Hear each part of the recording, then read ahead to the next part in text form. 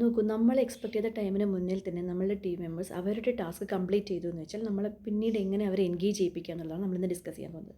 So ആദ്യം ചെയ്യേണ്ട കാര്യം, അവരുടെ നമ്മളുടെ സ്പ്രിൻ്റ് ഗോളിനെ എഫക്റ്റ് ചെയ്യുന്ന ഏതെങ്കിലും യൂസർ സ്റ്റോറീസ് ഓർ ബഗ്സ് ബ്ലോക്കിലുണ്ടെങ്കിൽ അത് അവർക്ക് അസൈൻ ചെയ്യാം. ഓക്കെ, അല്ലെങ്കിൽ അത് എന്ത് വേണമെങ്കിലും ആകാം. ഓക്കെ, അല്ലെങ്കിൽ വേറെ ആരെങ്കിലും സ്ട്രഗിൾ ചെയ്യുന്നുണ്ട് ടു റിസോൾവ് ദാറ്റ് ഇഷ്യൂ എന്നുണ്ടെങ്കിൽ നമുക്ക് പെയർ ചെയ്ത് വിടാം, ബഡ്ഡി ആക്കി വിടാം.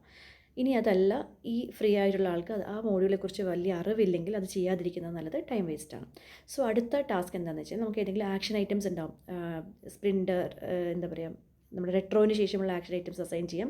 ഏതെങ്കിലും സ്പൈക്ക് റിസോൾവ് ചെയ്യാനായിട്ട് കൊടുക്കാം, അല്ലെങ്കിൽ ക്രോസ് ട്രെയിനിങ്ങിന് വിടാം, അതല്ലെങ്കിൽ പ്രോഡക്റ്റ് ബാക്ക്ലോഗിൽ ഏതെങ്കിലും ഐറ്റംസ് റിഫൈൻ ചെയ്യാനായിട്ട് വിടാം, അല്ലെങ്കിൽ എന്താ പറയുക അപ്സ്കിൽ ചെയ്യാനായിട്ട് വിടാം. ഓക്കെ, ഇതൊന്നും ഇല്ലെങ്കിൽ നമുക്ക് അപ്സ്കില്ലിംഗ് എന്നുള്ളൊരു ഓപ്ഷന് വിടാൻ പറ്റും. അത് പുതിയ മോഡ്യൂൾ പഠിക്കുക എന്നുള്ളതാണ്. അതൊരു കണ്ടിന്യൂസ് ആയിട്ട് പക്ഷേ ചെയ്യണം.